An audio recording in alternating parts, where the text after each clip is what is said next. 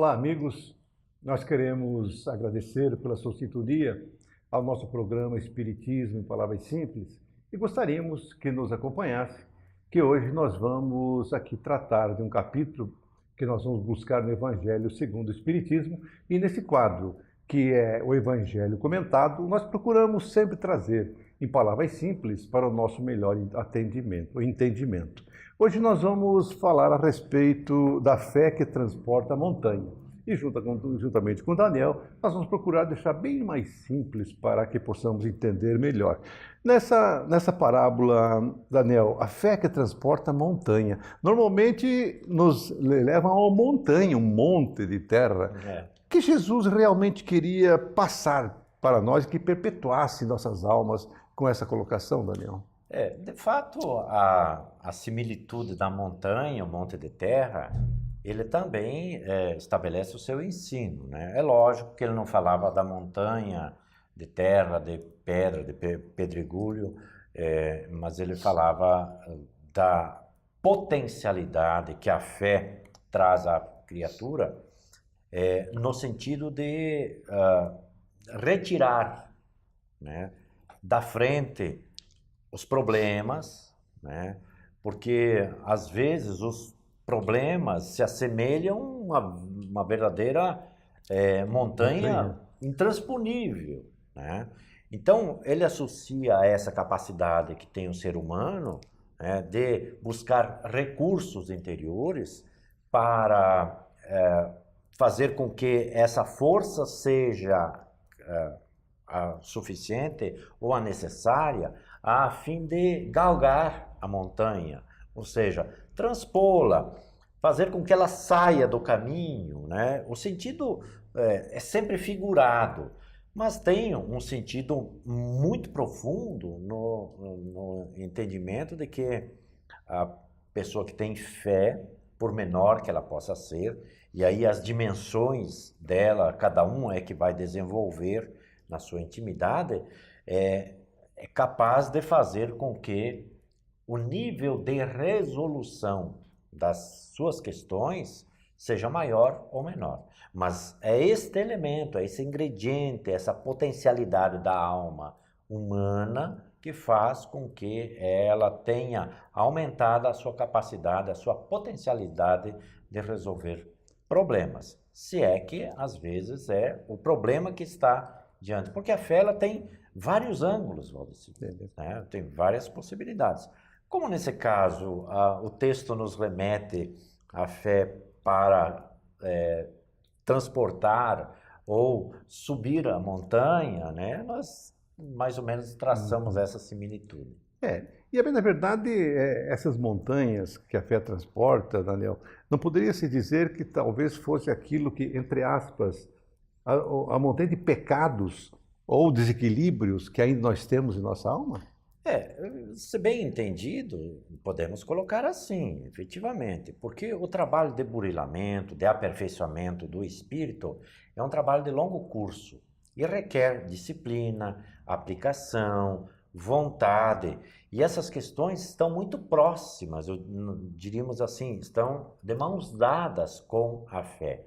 Porque a fé, na essência, é a certeza de que vai realizar, a certeza que vai fazer, é a certeza de que vai ter condições de resolver uma determinada questão, né? Então, é essa certeza que nos coloca num determinado trilho diferente, né? Então, se a criatura quiser aplicar a si para as questões das dificuldades ou uma viciação, por exemplo, né? Quero deixar de fumar, por exemplo, né? Precisa ter vontade, precisa ter disciplina. A fé ajuda. Então, é esse ingrediente interior que faz com que ela tenha força, que tenha perseverança. Então, é esse processo interior que a gente chama de fé, né? Porque não está só no campo da religiosidade. É lógico que ela se potencializa neste campo porque move ingredientes sutis da própria alma.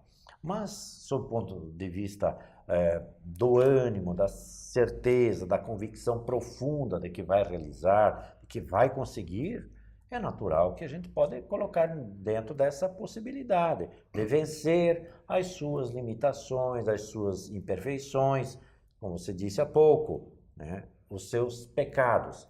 Cada um dá uma definição que melhor se enquadre dentro da sua moldura religiosa. Nós poderíamos dizer, Daniel, que a fé é aquilo, como você colocou, que nós acreditamos. Sim. Mas como que nós desenvolvemos a fé em nós? É através, será, da vivência do dia a dia, que a gente vai acumulando essas certezas e daí ela passa a ser algo que nós cremos de alma. Sim. Veja, são conquistas do espírito. Né? Do espírito. Do espírito. Portanto, na medida em que nós conquistamos, ela vai sedimentando, né? Digamos assim, são camadas que vão sendo depositadas na base do espírito.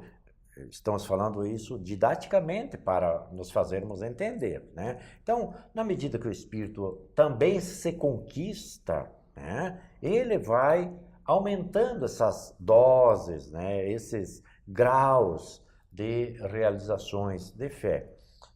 Não adianta a gente prescrever fé para os outros. A criatura vai se desenvolvendo neste campo, né? Então, são aquisições da alma, né?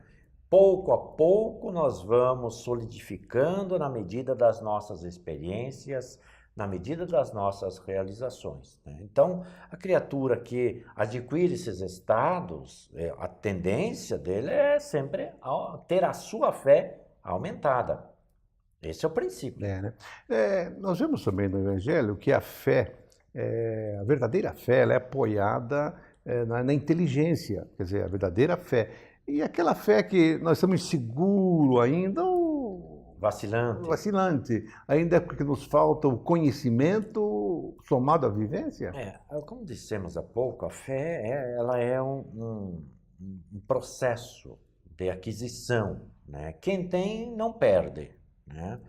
Por isso que às vezes a criatura ela tem uma convicção profunda acerca de determinadas questões, né? E não tem escala cultural, não tem escala social, nada disso, né? Não tem idade, não tem nada. A criatura manifesta conteúdos de fé a partir daquilo que ela já desenvolveu em si. A fé vacilante é natural que pela própria natureza, pela debilidade dela, é porque ela não ainda entrou naqueles terrenos onde se pode caminhar com segurança.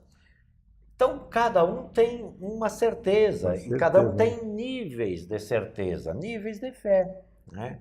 Então, a fé, ela é robusta ou ela é frágil, dependendo da criatura, dependendo das suas experiências, das suas convicções, né? Da sua própria religiosidade, porque há um ingrediente muito grande que potencializa, né, essa certeza absoluta no ser. E a religiosidade, independente do segmento, é um ingrediente fundamental que ajuda nesse processo. Agora, você falou uma coisa há pouco, que a fé ela não é da religião, ela é inerente ao espírito, mas é uma grande ferramenta para a religiosidade. Sem dúvida nenhuma, né? Sem dúvida nenhuma. Por isso que a fé, quando ela é esclarecida, né? É chamada fé inteligente. E o codificador vai dizer assim, a fé raciocinada, aquela fé convicta, profunda, inteligente, desenvolvida, né? Que é capaz de fazer reflexões, é aquela que é capaz de enfrentar a razão face a face em todas as épocas da humanidade, né? Então, é aquela fé que tem o vigor de sustentar-se diante, às vezes, daqueles momentos em que poderia haver vacilo. Mas a fé confiante é aquela que dá a certeza de que tal ou qual situação vai acontecer ou não vai acontecer. Porque, às vezes, o nosso campo de fé é a certeza de fazer ou de não fazer, de estar certo ou de não estar, né? Então, tem várias possibilidades. Isso é muito bom, né, Daniel? É verdade. Agora, eu gostaria de dizer que, para todos nós, que tenhamos fé. que nós não estamos sós no mundo, não. Essa fé, não somente aquela, como bem colocou Daniel, religiosa, mas a fé de acreditar em si mesmo. Porque a hora que nós acreditamos em nós mesmos, certeza absoluta que nós vamos acreditar e ter fé naqueles que nos acompanham no dia a dia. O nosso Espiritismo em Palavras Simples te espera já já.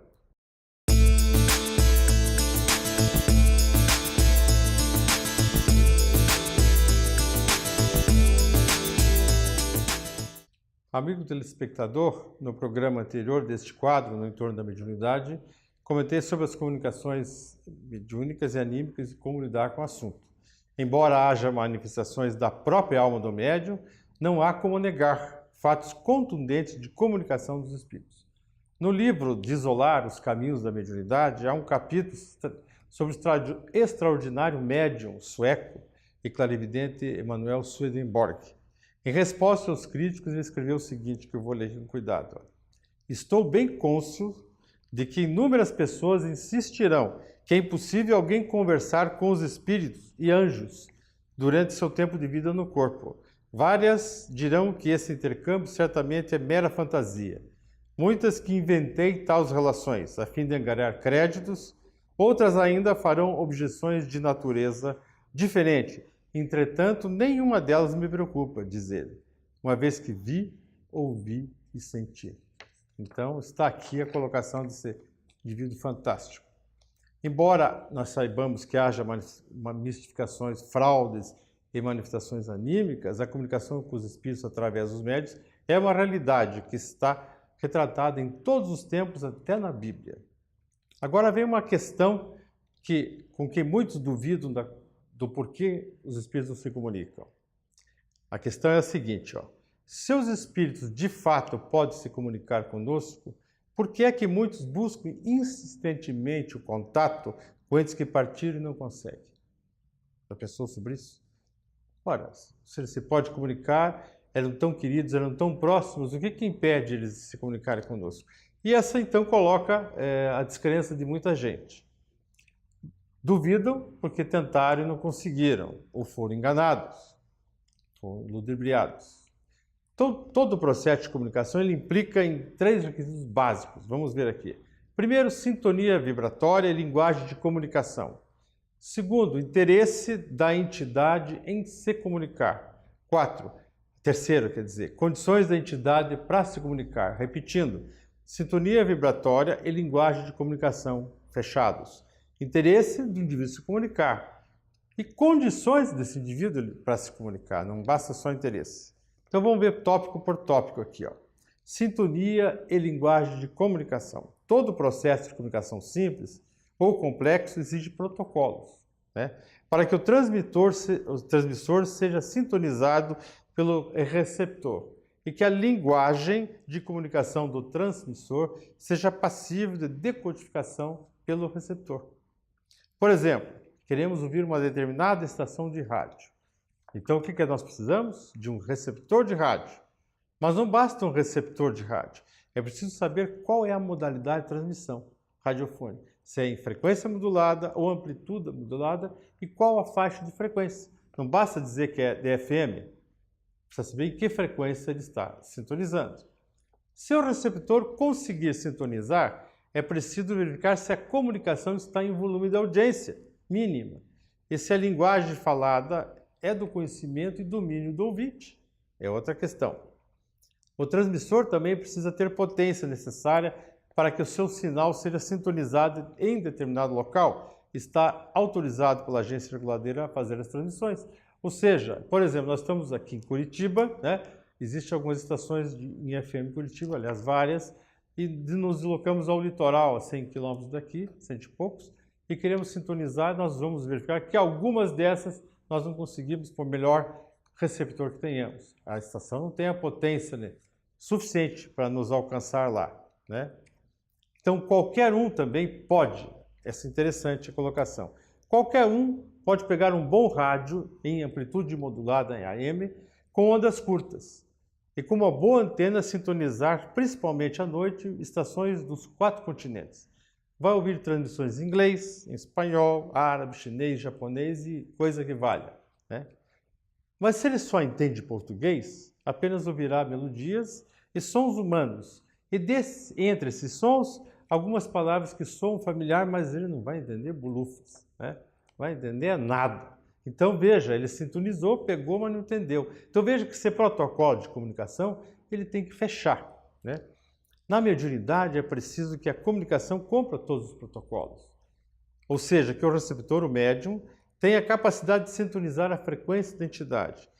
Que se for comunicação intuitiva, que vem assim com uma ideia, um pensamento, que seja capaz de interpretar o que a entidade está lhe passando para traduzir em suas palavras, ou na escrita, ou pela sua voz. Mesmo que do ponto de vista da sintonia e da linguagem esteja tudo de acordo, é preciso que o médium tenha capacidade de compreensão do que está sendo intermediário. Se for um assunto que a entidade está passando para ele, fora do seu conhecimento atual, do seu domínio consciente, ele vai ter dificuldade, ele vê as ideias e não sabe o que dizer, não sei falar. Estão me dizendo isso, aí eu não sei como explicar para vocês. Esse tipo de experiência eu já presenciei mais de uma vez em grupo mediúnico. O espírito comunicante e o médium precisam estar ajustados em faixa de frequência para que a comunicação seja eficaz. Então, esse é um ajuste, que às vezes o espírito se esforça, se ele for um espírito superior, reduzindo o seu padrão, mentores magnetizam o indivíduo para subir o dele, para que feche as comunicações. É preciso levar em conta também o interesse em se comunicar, né? Quer dizer que mesmo que queremos nos comunicar com alguém, por muitas tentativas que façamos, não conseguimos contatá-lo. Talvez ele não esteja interessado ou disponível para a comunicação. Isto é, o espírito não atende o chamado, razão pela qual se evita as evocações para evitar mistificações e fraudes. Condição para se comunicar, esse é outro item. O espírito precisa estar em condição para esse contato, ou seja, estar consciente do seu estado espiritual e não estar retido ou impedido de alguma forma, em algum local para se comunicar. Ele pode não ter essa autorização, estar com dificuldade, estar retido, tem até interesse, né? Ele pode não ter essa condição. Existe uma controvérsia, né, que eu vou colocar aqui, ó. Alguém pode estar imaginando que eu estou complicando, que afinal as pessoas só querem comunicar com um ente querido, que fala a mesma língua que compartilhou o lar e a caminhada terrena.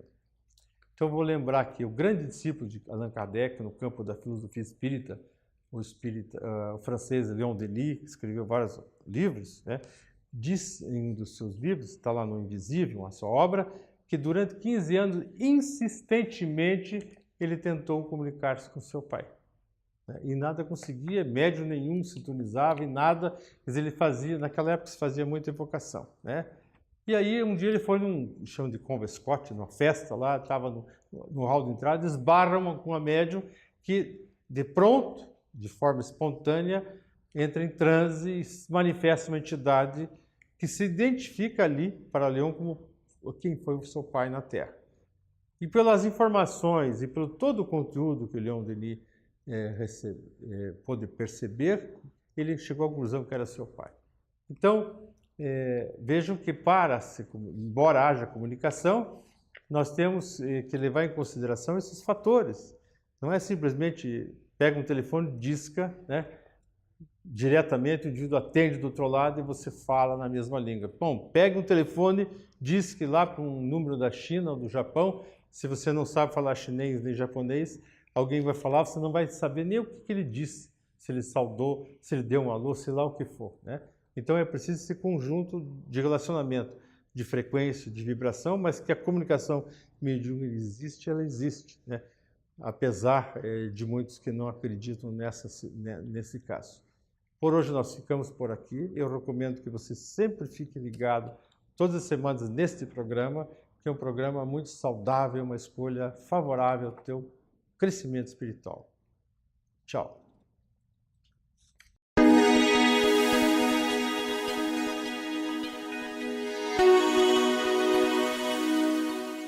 Olá, amigos. Nossa gratidão pela sua presença amorosa conosco. Rogamos por todos nós a Deus que nos abençoe, principalmente os nossos bons propósitos, que nos fortaleça, enchendo-nos de coragem para fazer aquilo que devemos fazer. nós gostaríamos de trazer uma reflexão bastante pertinente a nós outros, já que no quadro passado nós falávamos sobre renovação. Mas quando nós falamos sobre renovação, é pertinente pensarmos sobre a casa íntima, porque às vezes nós transitamos no dia a dia, na Terra, e mantemos uma máscara, algo que a educação nos cobra, algo que aparentamos. Mas como estamos na nossa casa íntima? Quando falamos em renovação, nós temos que pensar ou temos que remeter as nossas reflexões aos nossos pensamentos. Tudo se constitui ali, tudo parte dali. Tudo que fazemos, todas as nossas ações e as nossas palavras, parte do mundo íntimo, né? Muitas vezes nós freamos esse mundo íntimo a fim de que nós não vamos chocar o outro, né? Nem sempre nós temos, às vezes, um impulso mais agressivo, mas nos contemos nesse impulso.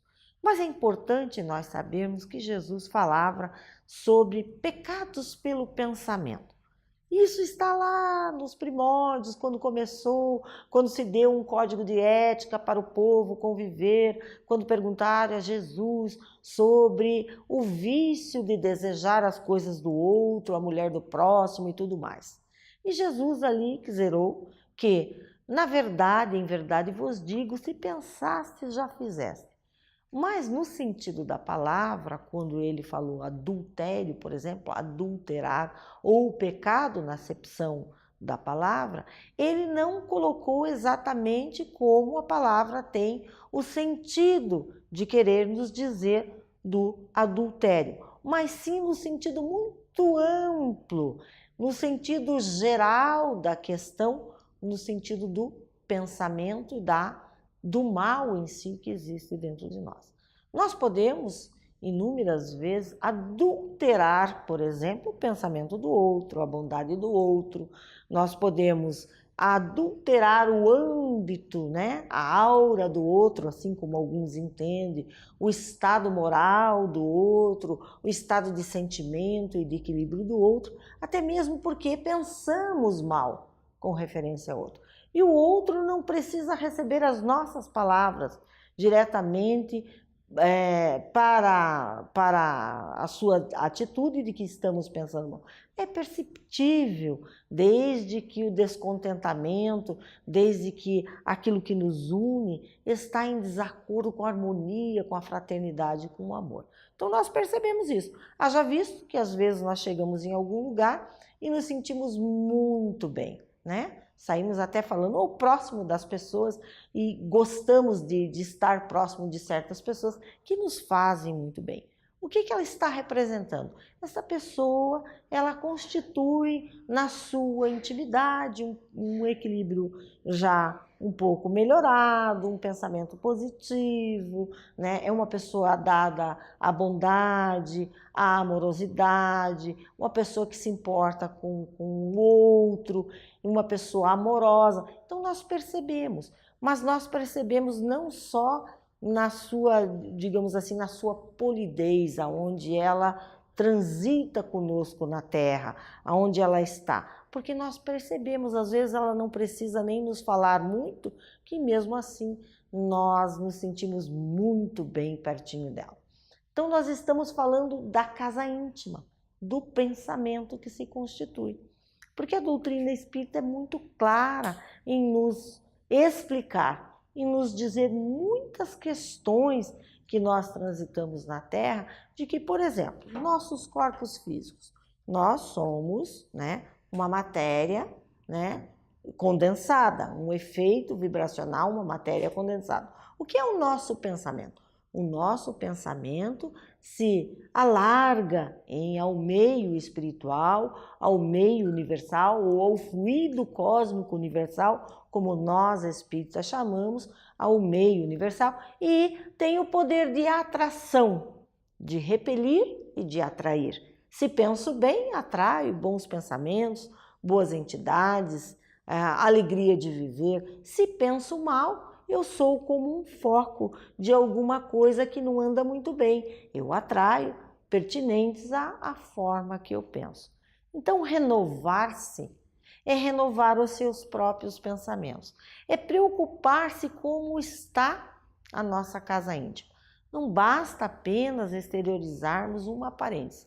É preciso que na nossa intimidade nós trabalhemos para que o bem esteja em nós, para que o amor faça parte do nosso coração, para que o Evangelho, estando aceito, assimilado, vivenciado por nós, nós conseguimos exteriorizar ao outro que pede a consolação, pede o ombro amigo, o braço amigo, o ouvido que possa apenas ouvir, como uma forma de estender a mão ao nosso próximo. Isso tudo se estabelece na nossa intimidade. Os nossos pensamentos atraem semelhantes conforme nós pensamos. Então nós temos que pensar no sentido positivo da vida.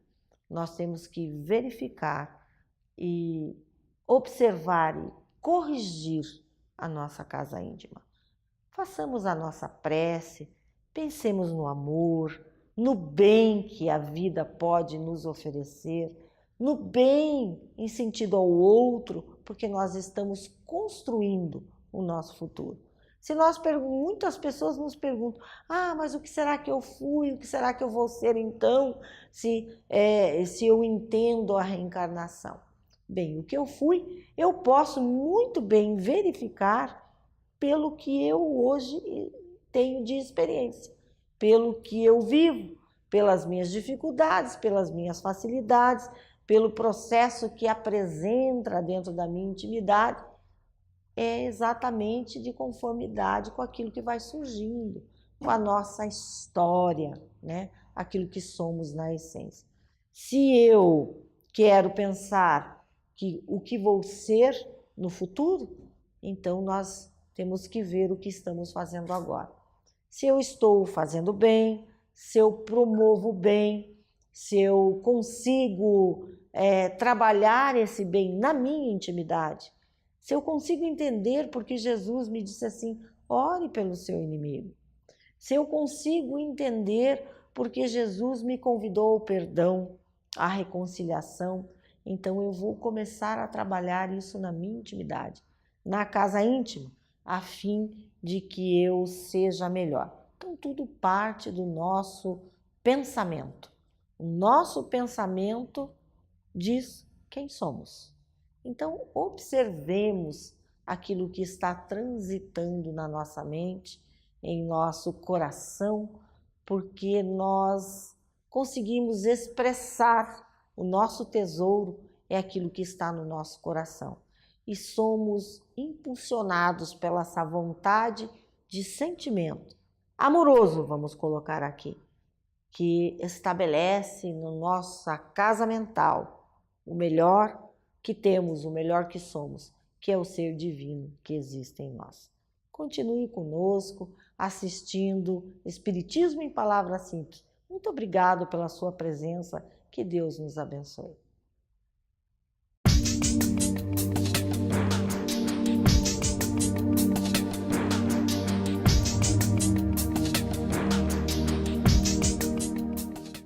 Olá, amigos, este é o quadro A Vida em Pauta.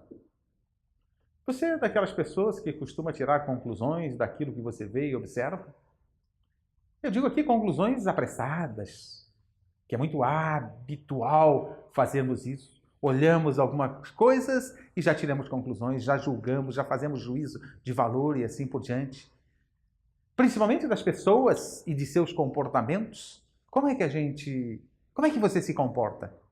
Já teve alguma surpresa nas suas conclusões? A maioria das pessoas tira conclusões apressadas. Jesus chama a atenção que nós enxergamos um argueiro no olho do nosso irmão e não enxergamos uma trave no nosso. Está nos convidando a tomar cuidado com as conclusões, com as observações que fazemos. Então, você já teve alguma decepção, algum desconforto? Já ficou desconcertado com alguma conclusão que você tirou e de repente a realidade te mostrou outra coisa? Outro dia eu li uma historinha a respeito de um jovem. Está no livro Minutos de Luz, de Torres Pastorino. Um jovem de 24 anos estava no trem com seus pais E de repente ele diz para os pais: olha, pai, as árvores estão andando para trás. Um casal que estava por perto ficou impressionado com aquele jovem de 24 anos, parecia que tinha um certo grau de imbecilidade, pensaram. De repente o jovem de novo: olha, pai, as nuvens estão nos acompanhando. O casal que estava a observar e achando que o jovem de 24 anos tinha algum tipo de problema mental, algum tipo de idiotia, disse aos pais: vocês já procuraram um bom médico? Ao que o pai respondeu: já estamos vindo do médico. Nosso filho era cego de nascença e acaba de vir de um transplante e pela primeira vez está enxergando. Por isso, seu deslumbramento. A conclusão tirada, apressada e até julgando o jovem como sendo alguém com um problema mental, alguém com alguma deficiência mental, com algum tipo de imbecilidade ou de idiotia, achando que as árvores andam para trás pelo movimento do trem, achando que as nuvens acompanhavam o movimento do trem, tiraram conclusões apressadas. Tiveram uma surpresa. Pela primeira vez, aquele jovem estava tendo a oportunidade de observar com seus próprios olhos, com seus olhos, a beleza do mundo em que vivemos. Tiramos conclusões muitas vezes apressadas. Já há 1000 anos antes de Cristo, aproximadamente, tinha um povo que tinha 4 compromissos. Eles eram chamados toltecas, sua cidade, Teotihuacan. Este povo, esta cidade-estado, era a cidade onde os homens viravam deuses. E você sabe por que eles viravam deuses? Porque eles tinham 4 compromissos e cumpriam os seus compromissos. Um dos compromissos era: tenha a sua palavra impecável, tomar cuidado com a nossa palavra. O segundo compromisso: não leve para o lado pessoal.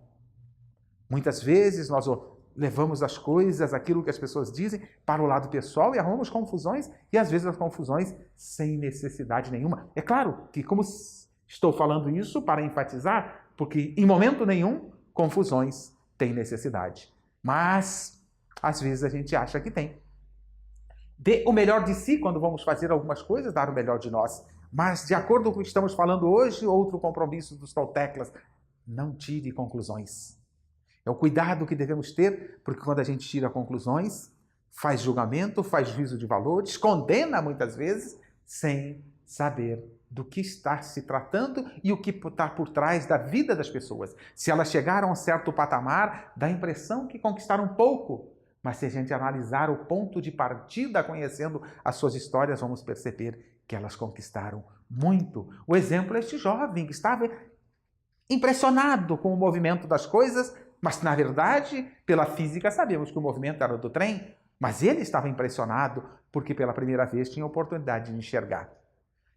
Se tomarmos cuidado com as nossas conclusões e passarmos a observar e nos informarmos mais, estaremos evitando uma série de conflitos, de conclusões equivocadas, de juízo de valores inadequados e assim por diante. Se observarmos que cada um tem a sua história, e o que está apresentando hoje é função da sua história passada, e que a gente às vezes acha que a pessoa conquistou pouco, ela conquistou bastante, até aquele momento.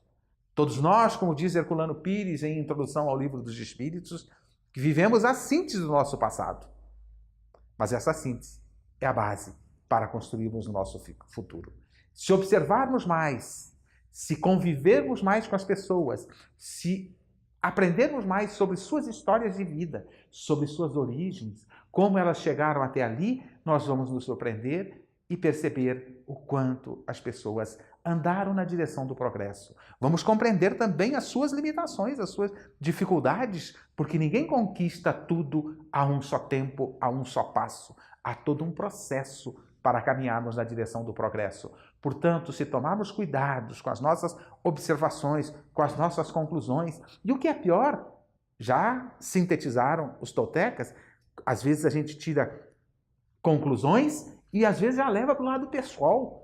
E às vezes, ao levar para o lado pessoal, arrumamos mais confusão ainda, porque tiramos conclusões apressadas, julgamentos e juízos apressados que não serviram de nada, muito menos para melhorar as nossas relações. Então, que possamos, antes de qualquer conclusão, antes de qualquer juízo de valor, procurar compreender um pouco mais as pessoas. E vamos nos surpreender com aquilo que encontramos. Para isso é preciso compreender, é preciso conviver, perdão. É preciso que a gente conviva mais frequentemente com as pessoas para compreender suas limitações, suas formas de agir, a sua maneira de encarar o mundo, que às vezes é diferenciada da nossa e sempre será diferenciada da nossa, porque não somos iguais. Temos histórias diferentes, percursos diferentes e isso nos faz diferentes. Então é preciso que observemos mais, com mais carinho, muito mais para aprender do que para julgar, muito mais para tirar lições do que para condenar. Mas tem um outro detalhe importante nas nossas conclusões. Às vezes, as nossas conclusões, maior parte das vezes, as conclusões que tiramos sobre as pessoas falam muito mais de nós do que das próprias pessoas que estamos a observar e a tirar conclusões. Então, temos que tomar cuidado. Aquilo que falamos e observamos nos outros estão falando muito mais de nós do que dos outros. Nesta direção já foi dito. A boca fala do que o coração está cheio. Então, é importante que até mesmo para não nos expormos demais às nossas mazelas, às nossas fraquezas, às nossas imperfeições, tomemos cuidado com as conclusões que estamos tirando por aí. Poderemos estar revelando o nosso próprio íntimo, o nosso próprio interior. Então, é importante que observemos o mundo à nossa volta para aprender com ele. Observemos as pessoas para aprender com elas, mas também para compreendê-las, para respeitá-las, para entender as suas limitações, para entender as suas dificuldades e assim por diante. E aí podemos ser, observando e compreendendo, sermos mais fraternos, sermos agente de contribuição para o crescimento nosso e crescimento dos outros. Que as nossas observações sejam cada vez mais saudáveis e pautadas no aprendizado e no crescimento mútuo, nunca para julgamento e juízo de valor. Continue assistindo ao nosso programa Espiritismo em Palavras Simples.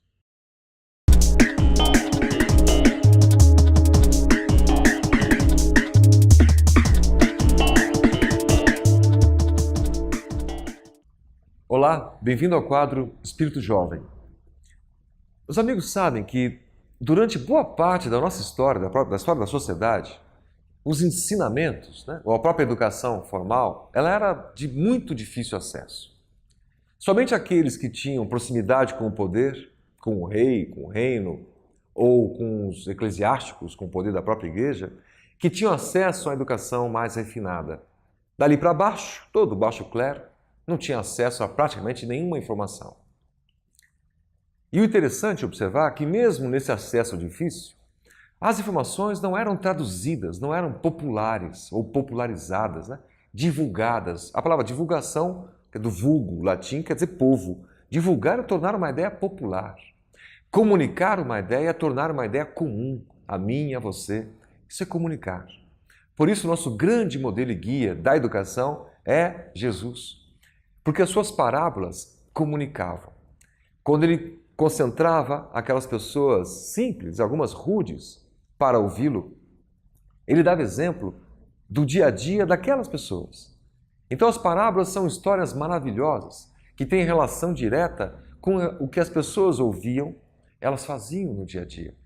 Assim ele fala do pastor, ele fala do rebanho, ele fala de uma situação da natureza, de um fruto, de uma folha, situações e coisas que a população conhecia muito bem, porque vivia aquilo. Eram coisas próprias do seu dia a dia, do seu cotidiano. E assim, esses exemplos, baseados em parábolas, encontravam rapidamente o processo de comunicação. A ideia ficava comum. As pessoas, depois de ouvi-lo, maravilhadas pelo seu poder, pela sua energia, por toda a sua beleza, sua estatura, estavam também agora mais educadas. Aprendiam um tanto mais com essas histórias. Mas depois desse processo ou desse período, quando depois de Jesus, a sua desencarnação, entramos no período da Idade Média, todo o conjunto de ensinamentos foi sendo restringido a duas línguas basicamente, o grego e o latim original. Mais especificamente nas igrejas, se ensinavam as missas, todas eram em latim.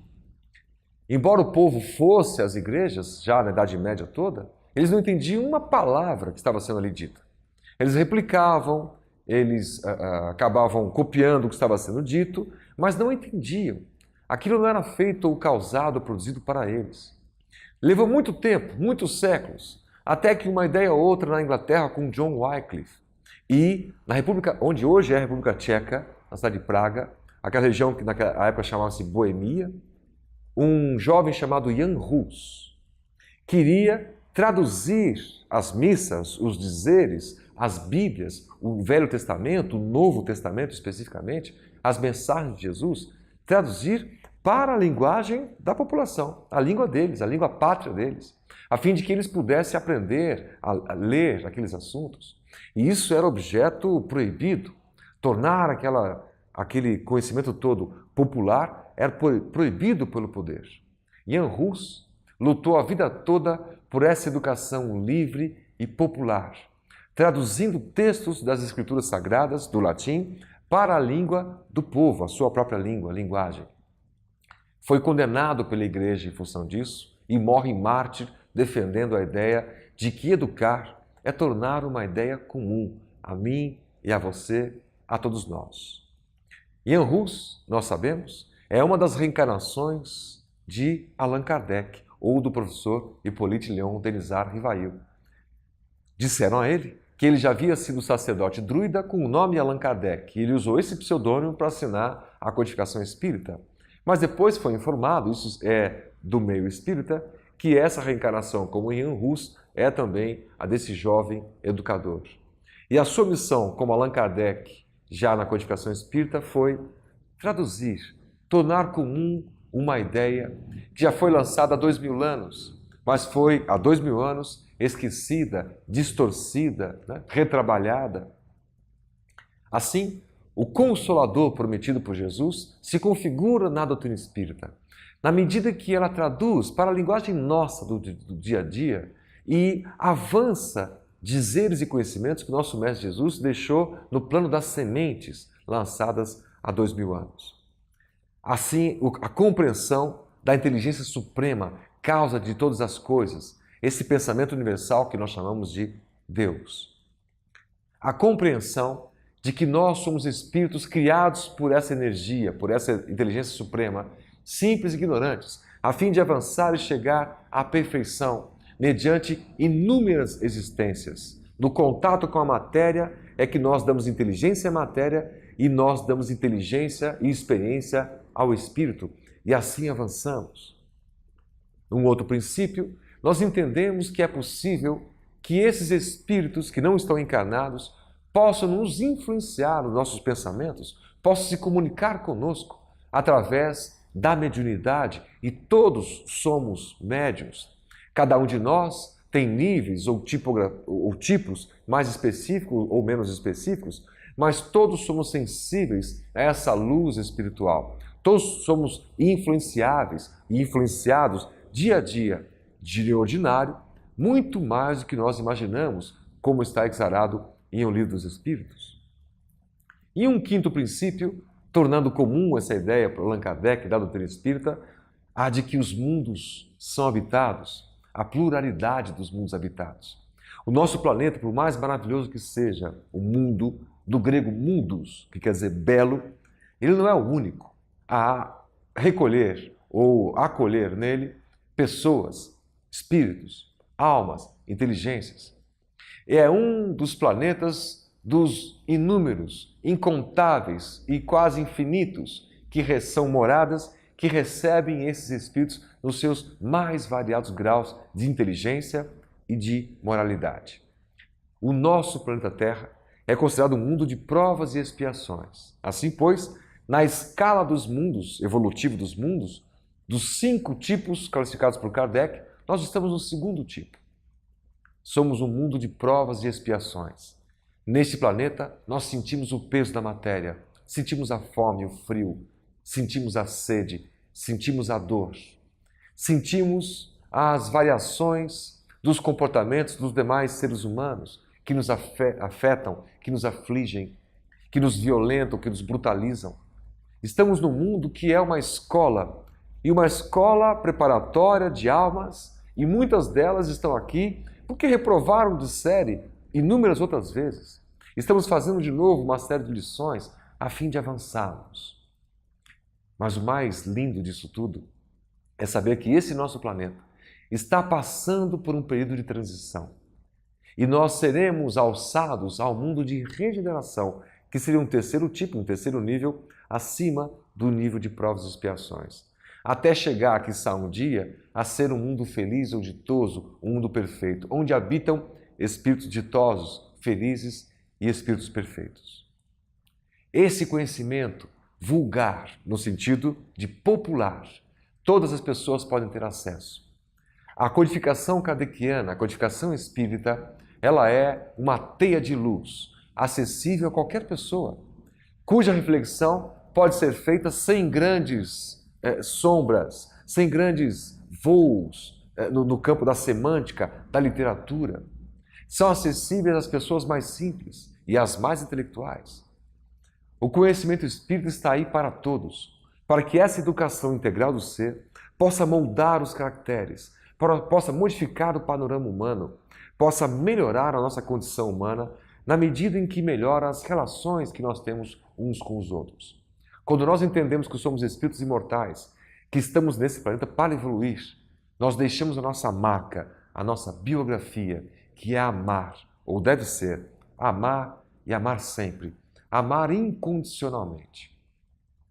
Entender os princípios básicos é entender a vida, que Deus existe, que nós somos imortais, que reencarnamos, que voltamos a ter novas chances, que reencontramos pessoas, simpatias, antipatias, pessoas que nos rodeiam, que fazem parte da nossa família, muito mais que consanguínea, a nossa família espiritual. Reencontramos e lidamos com essas pessoas todos os dias nas nossas vidas.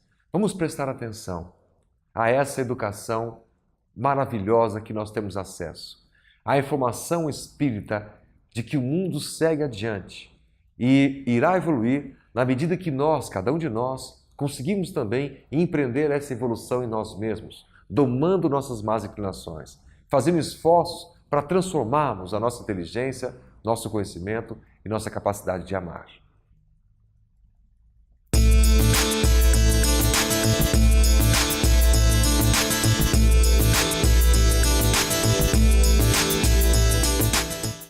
Alberto Schweitzer foi indiscutivelmente um dos homens mais notáveis do século que passou. Ele foi médico, foi filósofo, foi orador, foi escritor, foi teólogo, enfim, ele foi um conjunto de grandes valores que a humanidade pode oferecer e que ele soube bem aproveitar para o engrandecimento de sua alma. Viveu durante dezenas de anos lá em Lambaréné, na África Equatorial Francesa, com sua esposa, servindo de enfermeira, cuidando daqueles pobres irmãos nossos extremamente necessitados. E ele, então, fez questão de um dia dizer que ele fazia aquilo tudo não só porque ele amava aos necessitados, mas ele queria mostrar, acima de tudo, a força do exemplo. Foi o que ele disse e que serve para a nossa meditação. Não existe melhor maneira de se educar, de se amar, de se servir à humanidade que não seja através dos exemplos. O exemplo em si é a maior força que o ser humano pode possuir para converter almas, para melhorar as condições de vida em torno de nós. Essa é uma verdade inabalável. Jesus nos deu os mais notáveis exemplos que a gente conhece em toda a história da humanidade, não só do lado ocidental do planeta, mas também do lado oposto, do lado oriental. E então é por isso que hoje nós costumamos dizer que Jesus dividiu a humanidade em antes e depois dele. Por quê? Porque ele nos deu esses exemplos grandiosos. E foi graças a esses exemplos grandiosos que Jesus nos deixou, que legou para a imortalidade, que Madalena se converteu ao bem. Nós sabemos que Maria de Magdala, a Madalena, foi o maior exemplo de renovação humana. Não só porque ela se converteu ao cristianismo, é porque ela viveu na época em que o Cristo esteve conosco, materializado, que era uma época de perversidade, de maldade, de supremacia do homem contra a mulher. A força do preconceito esmagava o coração feminino. Enfim, havia muita dificuldade para as modificações, principalmente por parte da mulher. Mas ela enfrentou todos os limites, todas as dificuldades, todos os preconceitos e deu a lição que nos deu, que também hoje aí está em nossos corações para meditar. Eu me lembro de uma jovem que a história cristã nos fala, a de Lídia Pompei, que tinha tudo para viver nababescamente em Roma. Tinha dinheiro, era herdeira de uma grande fortuna, vinha de uma família de ilustres, né, personagens políticos de Roma, e, no entanto, por ser cristã, ela foi presa e levada para o circo de martírio.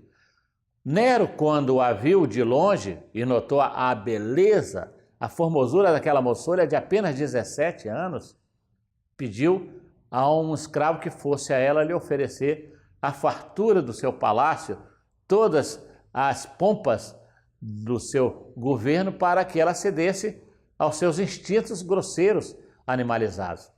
E, no entanto, ela nos deu um testemunho fantástico, um exemplo notável de grandeza cristã.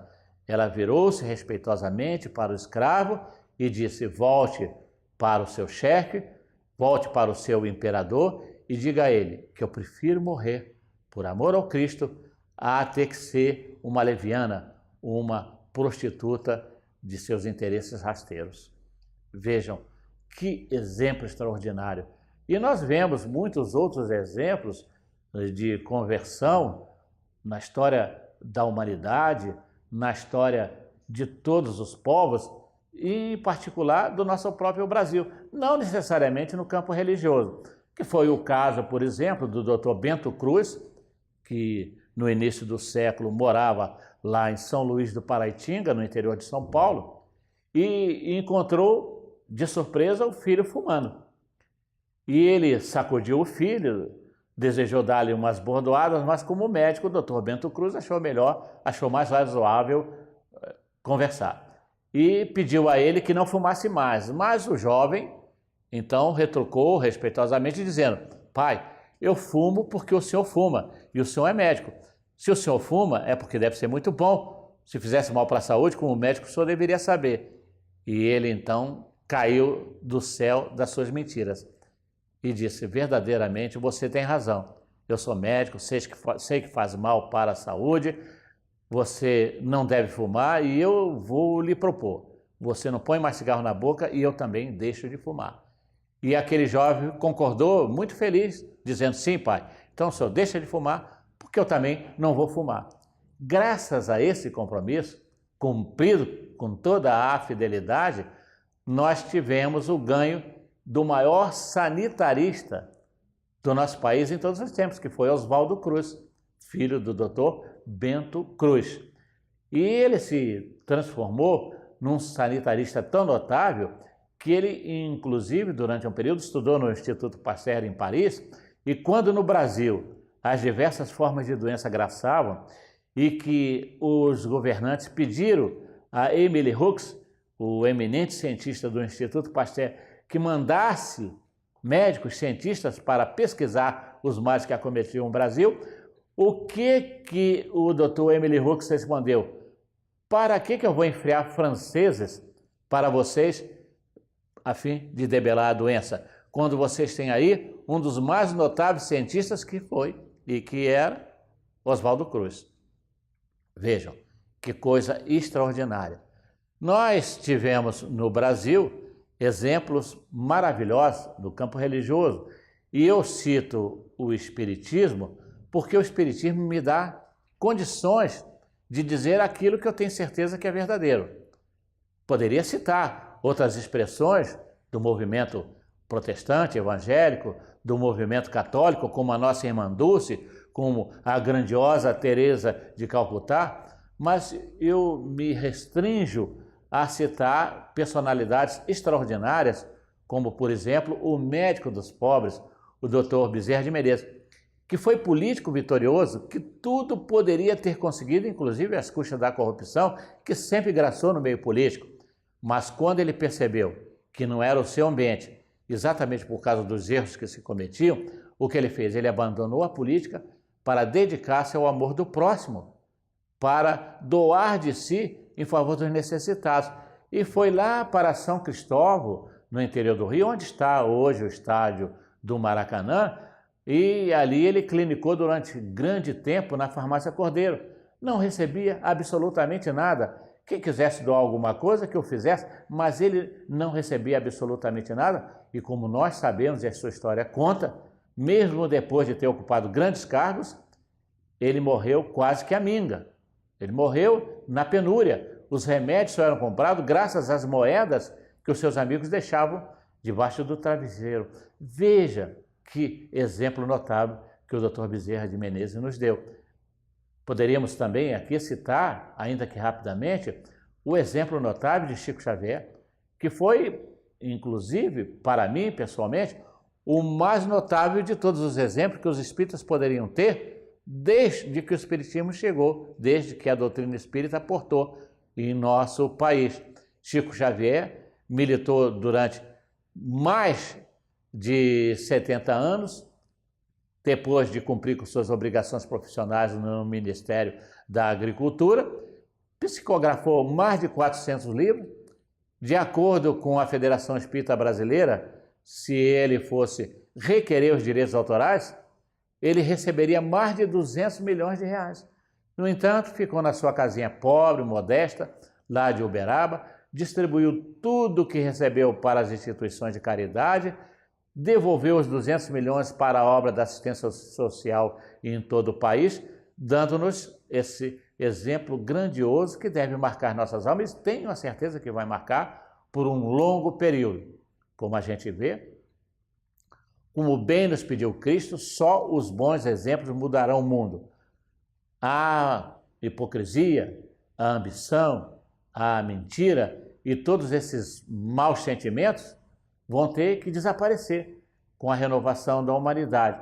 E isso, certamente, dentro de alguns anos, décadas, talvez até uns poucos séculos, vai acontecer. Mas vai acontecer graças aos exemplos majestosos, verdadeiramente divinos, que o Cristo nos deu. A Federação Espírita do Paraná, localizada na Alameda Cabral 300, traz até você o moderno Teatro da FEP. Inaugurado no ano de 96, na sede administrativa da Federação Espírita do Paraná, o moderno auditório com 434 lugares tem sido palco de inúmeras apresentações.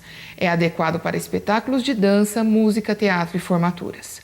Contribuindo para o êxito desses eventos, o Teatro da FEP possui estrutura tecnológica e excelentes acústica, equipamentos operados por profissionais especializados, assentos confortáveis e instalações adequadas a vários tipos de eventos.